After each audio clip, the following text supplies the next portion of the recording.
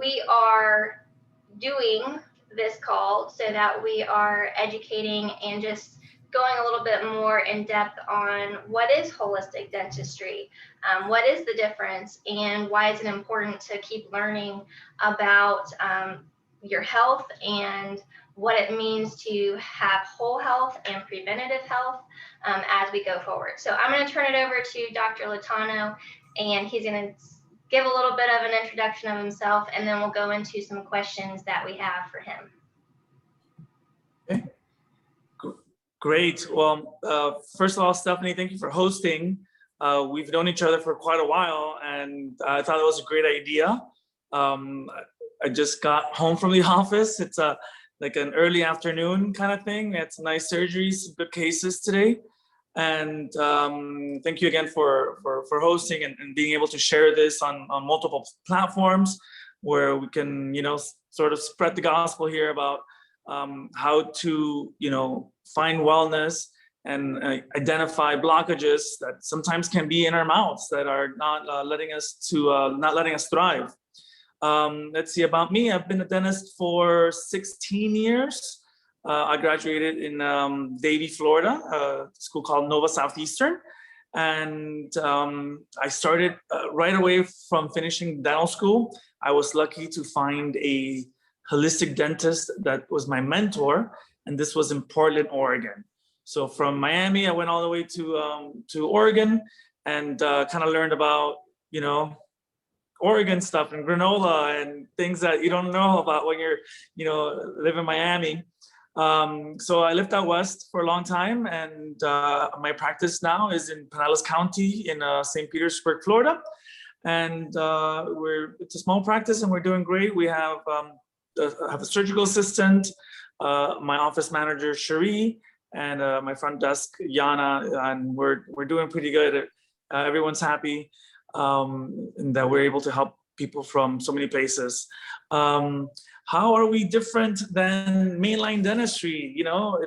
We're going to be using different materials. We're going to be using a different thought pattern into this. We're going to go through medical histories. We're going to see what systems are going on and how that can reflect to different organs. Today's case was a history of cervical cancer, and it comes back to front teeth tend to be more linked to kidney, bladders, urogenital type situations where other teeth have different connections. And so Stephanie has her experience on a molar tooth, and that had its own set of symptoms and complications that came along with that.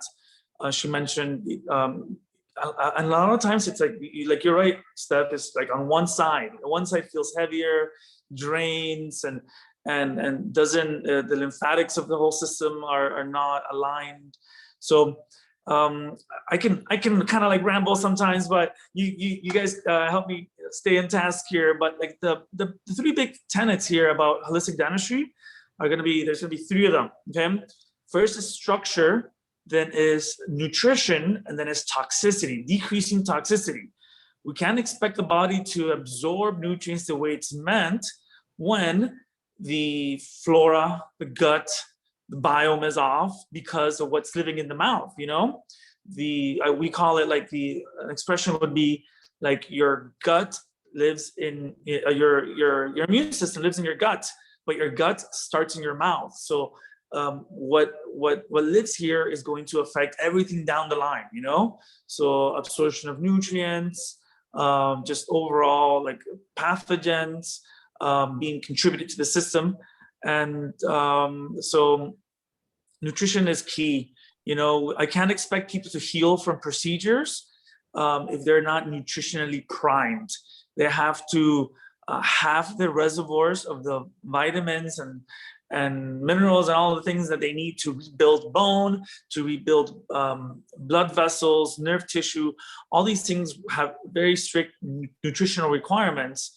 So this is where before we would have people in chronic pain after procedures. We would have people that would not get resolution, that would have, even prolonged bleeding and just kind of it's been a week, it hurts. That's not the case, because people are almost shocked to say, hey, you did this big surgery on me and I was barely sore the first day. And a lot of patients don't even take like pain medications. We most of the time stay away from pharmaceuticals, but once in a while, people will take some pain meds, but it's not very common. I'll ask you a question regarding, you were talking about nutrition and how that's the basis for kind of your gut and then also healing. So I know you gave me certain vitamins once we did my procedure. And then also you were pretty, again, you kind of reinforced the nutrition aspect of what is important to you as our dentist after doing that type of procedure. What are we looking at as far as nutrition and vitamins specifically? So we do blood tests. I like people they bring me their blood results from other physicians. Hey, my doc ordered this. Let's take a look at it together. We're looking for iron levels, we're looking for cholesterol and low cholesterol. We're looking, the regular CBC stuff. But regarding the vitamins, very, very specific on vitamin D. On the blood test, it shows up as 1,25 hydroxy vitamin cortisol, whatever, vitamin D. But for the MDs, a lot of the times they'll be satisfied with a value of 30. That's somebody who's deficient. I cannot treat somebody with a score of 30. Minimum 60, 80 is okay, 100 is best. So most people are vitamin D deficient already. If somebody comes in, I do a pinprick test, little drop of blood into a laser. It takes about 10 minutes, and then I'm able to see what the vitamin D levels. It's like a screening, screening device. And from there, we see, okay, you're 60, you're 55. Okay, it helps us to dose the patient. How much vitamin D should they be taking? So it gives us an idea on how to be, be goal-oriented, All right, you're really low. You have to, sometimes I have people on as high as 50,000 units of vitamin D. And it's never vitamin D by itself. It's D3 with K2, and that's ratioed. And then about some magnesium at night, about 500 magnesium. And that's a pretty good cocktail basic to sort of prime you into bringing up your vitamin D levels. Excuse me. But nutrition, let's see. We go through a questionnaire. I have people in my staff that are very versed in nutritional priming. We'll have like a counseling session. Steph, you could help me with this kind of stuff, all right, we've had our first comprehensive exam, and then they have a surgery planned in a month, but they could kind of connect with somebody like you, and then you would coach them. Hey, tell me about your diet, tell me about your exercise, tell me what you're feeling, and sort of like pinpoint and trigger the diet to get ready for a healing event. And when we do it and everything's lined up and we're able to do this without difficulty, less complications, and overall patient feels better. Excuse me. So yeah, it's there's a lot with nutrition that we take into effect. And the other big part is structure. Toxicity is kind of easy, like, hey, get rid of the mercury, get rid of the metals, anything that's dead, clean up the cavitations. That can be addressed. But structure is it's a different beast. I've done residencies with the American Academy of Craniofacial Pain, where we kind of learn how to diagnose jaw conditions. Jaw conditions can be capsular, something going on inside the jaw joint. It can be extracapsular also, meaning it could be the muscles. It could be, there's different muscles that kind of put all these things together. So when there's toxicity, the toxicity becomes like neural toxicity, and it messes up with these very narrow parameter specialized muscles for chewing, for sleeping, for swallowing.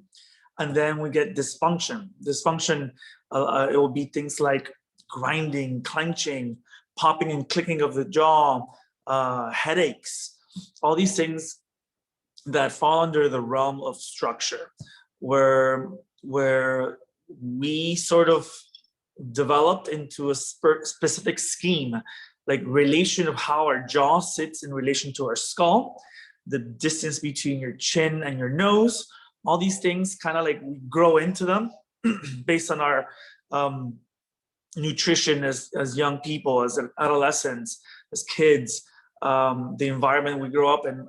For whatever reasons, we don't grow to our full potential. And then there is disharmony with structure. Like after people get braces, they'll get really bad jaw, like TMJ stuff, call it TMD, temporomandibular disorders.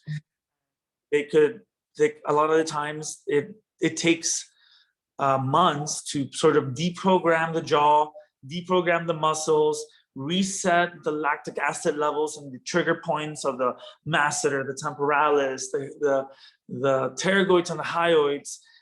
So sometimes we like working with lots of people, holistic doctors, chiropractors, but also neurosomatic therapists, lymphatic drainage support. What's the other one that I really like? Acupuncture. All these modalities are, when we kind of do an orchestra and kind of like get everything aligned, we get health resolutions. All right. Yeah, that's perfect. I was going to also ask, can you tell us, as you're going through these kind of concepts of those three main areas, can you tell us, kind of contrast what the traditional dentistry practice would be and what the difference is of what you do? I know you do the ozone therapy, and you are you obviously extracted my root canal tooth, and we did the ceramic implant. So just kind of the differences between what you do and the therapies and the process versus what a traditional dentist would do. So Stephanie, you saw other dentists before you met me, and some of them said that your root canal is fine. There's nothing wrong with you. It must be in your head, Well, literally is in your head. It produces toxicity. It had metal. It had its own current. It's competing with the electrical energy in your brain. It's doing all these different things that are not conducive to wellness. Other dentists, are just the standard of care for the state of Florida, for example, is two-dimensional X-rays. And I show a patient, they bring me their two-dimensional X-ray. I take a three-dimensional X-ray on the other hand, and they tell completely different stories. And it's just, it's the state really hasn't caught up to the improvements in technology, where we can dissect and cut it into little lines and move through it in space and see it upside down. And we find pathology all the time. Abscesses associated with dead teeth, hollow dead pockets of bone, resorptions. I can see cavities. I can see fractures. I can see the shape of the jaw joint, where it's sitting. I can map the airway. All these things are at a different level where like you put 9 conventional dentists, and they're gonna say that a mercury filling is okay, that it's not harming your body, that the root canal is not infected. Well, it's dead. It doesn't have it's an embalmed organ that doesn't have an immune system. So it becomes like a little honeycomb, like a hive, where bugs, parasites, and viruses will just migrate into that and hide. So you'll get on antibiotics and you become part of the chronic, sick care, I think they call it, all the time, just more pharmaceuticals, because we're not addressing the source. So conventional dentistry, also is okay with putting metal crowns. They're okay with, doing metal implants and things like that. So things have changed. We have much better alternatives than we did even like 5 years ago. Like we've been working heavily with zirconia crowns for more than 10 years, but we didn't really get into the ceramic implants until they've grown so much in the last. I've been placing them for 6 years, and it's sort of like a holy grail material that we always were waiting for, and I didn't feel comfortable doing metal implants. So I was kind of like, come on, I'm trying to grow, I'm trying to educate myself, but I'm not going to do it by harming people. So working with ceramic has been excellent. We're even doing ceramic space maintainers on children. So if a little guy loses a tooth, and instead of doing a root canal, we're able to extract the tooth but hold the space without metal. So there's a lot of different things that we're able to do. Use ozone, use stem cells, so all kinds of stuff.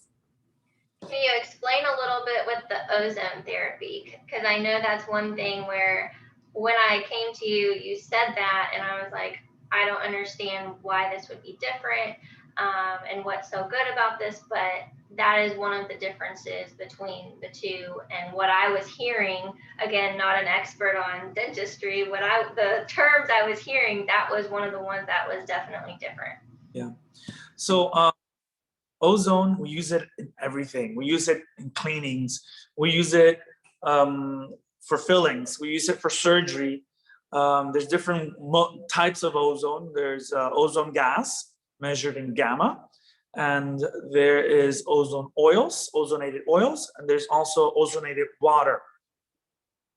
For example, when we do in a cleaning with our hygienist, she's trained, where we talk about the flora of the mouth, but ozone is only going to go after anaerobic pathology bacteria. So it doesn't kill good bacteria. That's one of the positives about it. The ozone oils keep the longest, but the most effective and strongest is the gas. So we use, whenever we clean a tooth, we remove the cavity. Remember that honeycomb structure? It can still harbor bacteria and pathogens. So we're able to, once the tooth is cleaned up and the pores are opened up inside the tooth, we insufflate it, kind of like fumigation with this beneficial gas. And then we're able to clean the inside of the tooth. And in surgery, there's anaerobic bacteria that are creating the abscess and messing, creating infection. So the gas goes after those, and kind of, I keep my finger in it, so it's creating some pressure, and it's getting into the kind of the nooks and cranny of bone and places where it needs to go. Perfect. Thanks for explaining that. A quick question, because you keep saying bacteria, and I know with antibiotics, obviously when you get on an antibiotic, it wipes out bacteria, but it wipes out the good and the bad all at once, which means you're having to rebuild your immune system. And then obviously our bodies hold bacteria in different places, in our gut, in our mouth. We obviously wash our hands. And so if we can just speak a little bit to how that bacteria just in our gut and our whole health, like as a whole health picture, but then obviously also learning to understand the difference between how to build good bacteria to help your system prevent illness and prevent getting more bad bacteria in your system. Maybe just talk a little bit about the differences between good and bad and how to help the good and get rid of the bad. Okay.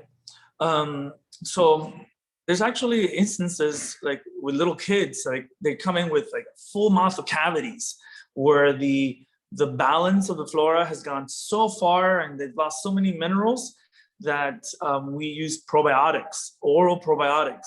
And like the first thing when I say that, the patient says, "Oh yeah, I already take probiotics." It's like, whoa, you're taking gut probiotics. You know, that's a very acid environment. You know, and different situation than the pH of the mouth, and the temperatures. It's a different situation, different environment. So these are oral specific probiotics that will, for example, you first use ozone, like floss with ozone, do an ozone rinse, brush your teeth, and then you can do this probiotic sort of to create a new coating, a new film in your mouth, and it's sort of like to crowd out pathogenic bacteria. We don't just like, when you get a cleaning, the expression is you're not just mowing the lawn, we're pulling the weeds, we're fertilizing, and then kind of improving the oral environment, the biome there. The question was more about like beneficial bacteria, right, Steph? Yeah. So something else, like for example, about metals. Some metals can potentiate specific parasites, things like candida. You know, there's different like biomolecularly, they actually thrive in the presence of certain metals. So it's kind of like, it's like steroids for them. So when we address things in the mouth, reduce metals, mercury, and things like that, we're able to also manage other parts of our biome that are affected by it. So yeah. Awesome. Yeah, so just a personal experience on that and bacteria. I actually did have a candida problem, and my body definitely always tips towards the yeast side. I used to, when I was little, I would have a yeast infection like on my cheeks. And my parents would, take me through and we did the antibiotics to get rid of the yeast infection in my cheek. And so just little things like that I had literally no idea of what was actually going on with my body, or my mouth, or different areas of, we were kind of just trying to get rid of what the symptom was at that point. It's interesting because my mom at that point actually is the one that told me recently to go see a holistic dentist. So she's come kind of full circle as well. But definitely looking at, when we have symptoms, what is actually causing that symptom, and learning how to ask questions and say, okay, this is not just something I need to get rid of quick, but I need to address what's going on with my body, whether that's in your mouth or your gut or an injury. Same thing, we have to, kind of, what's the cause instead of just getting rid of something. But yeah, I actually just remembered that. I was like, I used to get yeast infections in my mouth when I was little. So very interesting as things come together. So yeah, so that's really my only question. So I'm going to open it up to any of you that are on the call. If you have a specific question, you can unmute yourself and then you can ask your question. One. I want to ask my question. I've got a contractor coming in a few minutes, so I need to go. Hey, have you, Dr. Litano, thank you so much for doing this. Have you ever seen a cavitation form in number 1 or number 16 where the wisdom tooth never formed? It was just a bud. I've heard it's possible. I'm being told that I may have that, and I want to see if you've ever heard of it, if you've ever actually seen it. No, this is Klinghardt and Volz. They, hey, how can you have a cavitation where there wasn't an extraction? So their Klinghardt is muscle testing, and he's like, it's there. I find it, it's there. Testing it, it's there. Volz, you go in, go get it. and then Volt opens it up and like, by golly, it is here. It's massive. It's toxic. Look at the stuff that's coming out of it. So their thinking is that they're called metabolic cavitations, and they have to do with the in Chinese medicine. There's a point called the triwarmer, and so I think that's what it's called. So they just go into it that because of diet, because of structure, like the piece of bone in there dies, and then it fills in with the toxicity, or the toxicity from the dentistry kills that pocket. And because even though you weren't born with them, a lot of people still have bone space for them, so it becomes a point of weak resistance, and yeah, they find them. So I read something about it has to do with the endoderm being inside, encapsulated, that's where it's not supposed to be. So the body kind of destroys that or something like that. Something about what's the word? Embryology or something. Yeah, embryology is confusing classes in school. It's like, but it actually, it's a lot of, when a root canal, when a tooth is removed improperly, and the periodontal ligament actually holds the tooth socket, but if the tooth is removed, but the little ligaments stay behind, that's actually epithelial, and it's got a blood supply, and that tissue will sort of just capsule like tissue inside the bone, because the bone goes over anyways, it's going to grow over, so it becomes encapsulated. That's how we get them from wisdom teeth. I did 2 of those yesterday. But on when there wasn't a wisdom tooth, they do come up. Yeah. Okay, thank you. That was my big question for the day. Thank you. Yeah, no problem. Let's see. Anyone else have any questions that they want to ask? I have a question. Go ahead. Hi. Hey. Thank you for doing this. So I guess my biggest question is, I have some jaw dysfunction, and I can't really figure out what it's coming from. Do you recommend starting with blood work? Is that like the very first step to figuring out, is it a nutritional thing versus structural, I guess? Because I've had my jaw adjusted. It doesn't seem to hold. I've done some like trigger point stuff with it. I'm just curious, should I start with blood work? Because I've never thought to do that. Correct. I focus on the blood work on the surgical aspect of it. Most of my practice focus on surgery. The structural stuff is more about proper diagnosis. Really going through a thorough history, doing a thorough evaluation. Is it the capsule? Is it the joint? Is it arthritic? Is it the muscles? Is it just like you're over close? Spatial relationships. It could be multiple things. And then what's been really the big thing has been airway. So mapping the airway, we're able to see that the muscle stuff is just a compensation to airway stuff. So then we can open up the airway. I've got ways to do that. And then we get resolution from the muscles, and then less inflammation on a joint. So kind of like a trickle down effect. Okay, interesting. Yeah. Because like I don't like to engage surgeries when somebody's blocked. They're just like all locked up, and there's no. I want nutrients going into the bone and toxicity coming out of the bone. But when structure is compromised, it's stagnant. Nothing's coming in, nothing's coming out. How can I expect somebody to get better? They're gonna keep having symptoms. And I've been at this for a long time, where I like people happy. So, go ahead. Well, I don't want to dominate this thing, but do you ever do like the procaine shot at the tooth location to see if a symptom is relieved, like a bad knee or anything like? Do you try that, or you just kind of? We've done that a couple times. It's one of our arrows in the quiver or something. Mhm.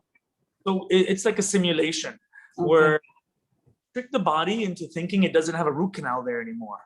And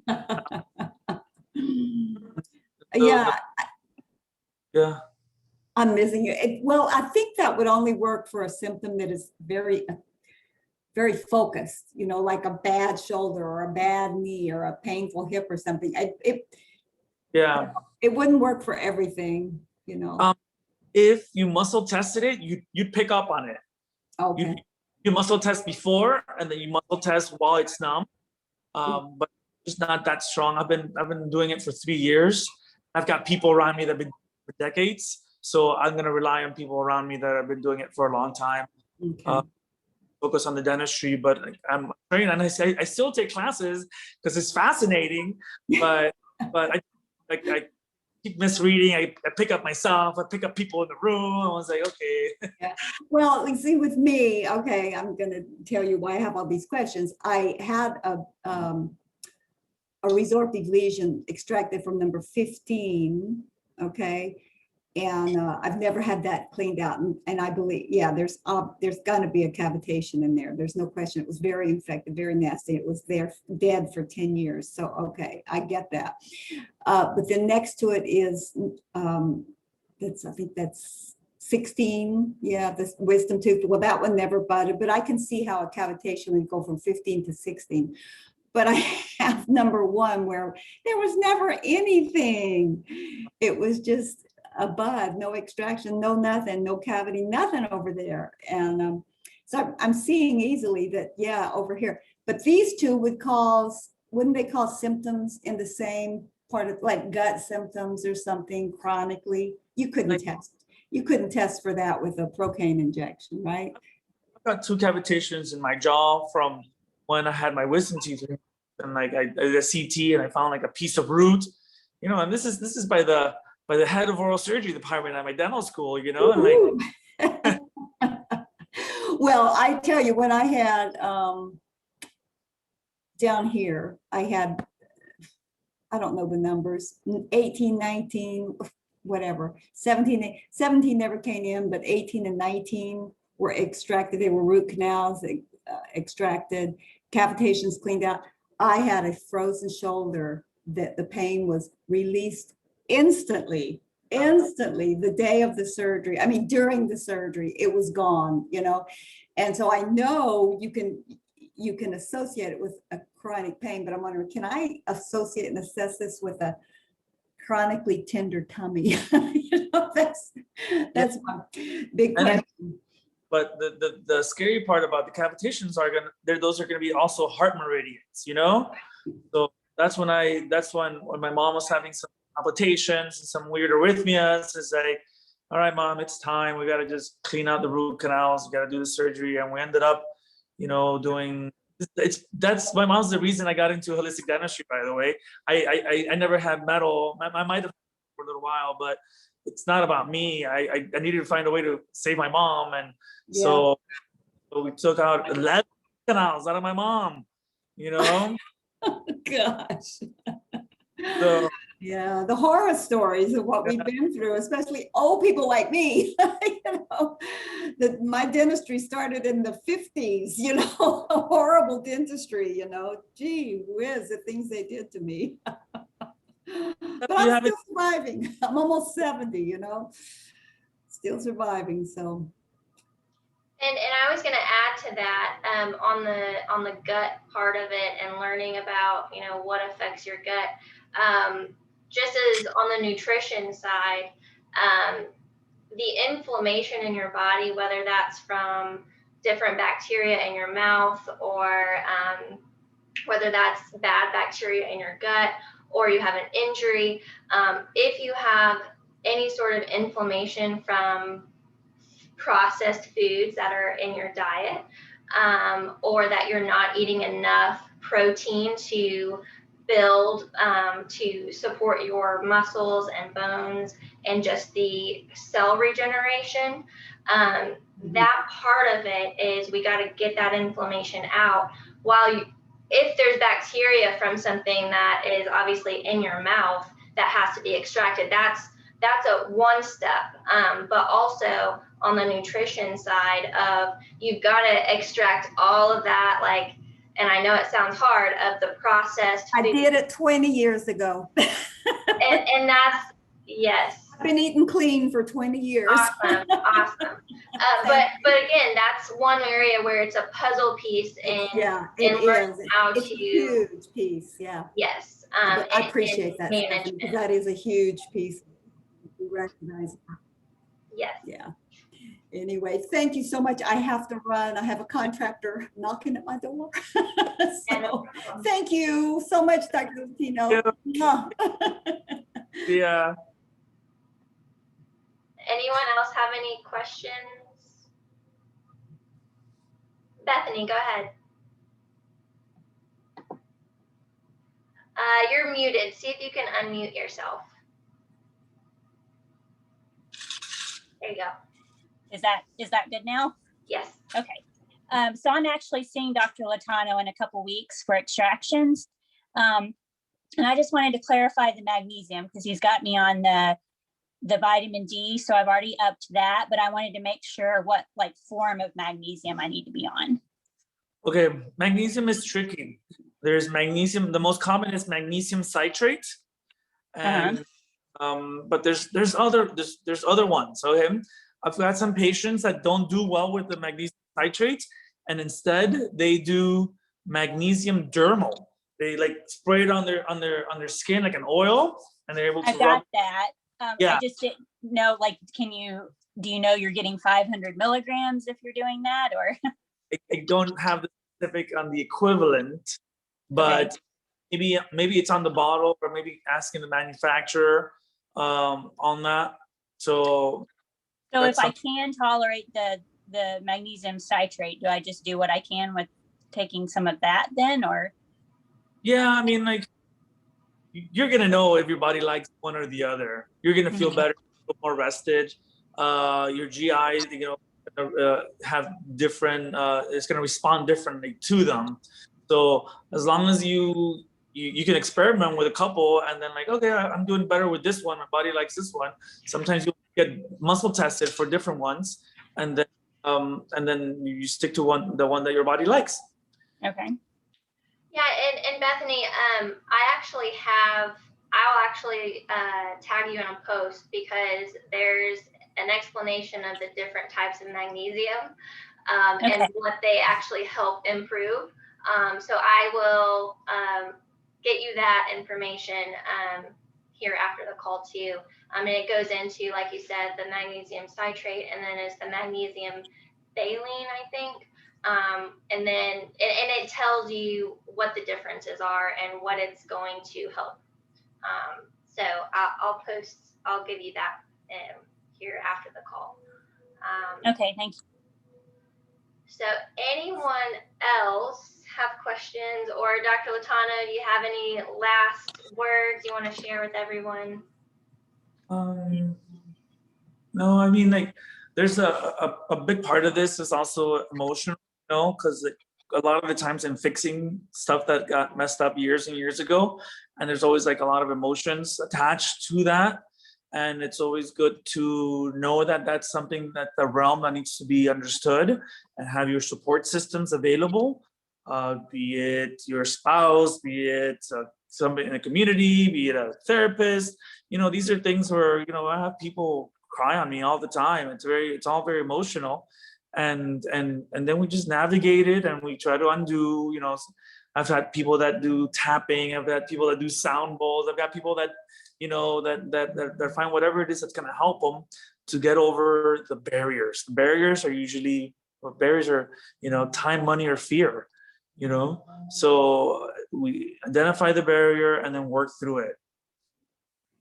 Yeah, but I have to go as well, and then it's super awesome that we connect and we can do this more. And then there's a couple cases that I like your help in, kind of to coach along the way, and then we'll keep at this. Awesome. Thank you. Thanks everyone for joining. Thank you. Yeah, have a good night.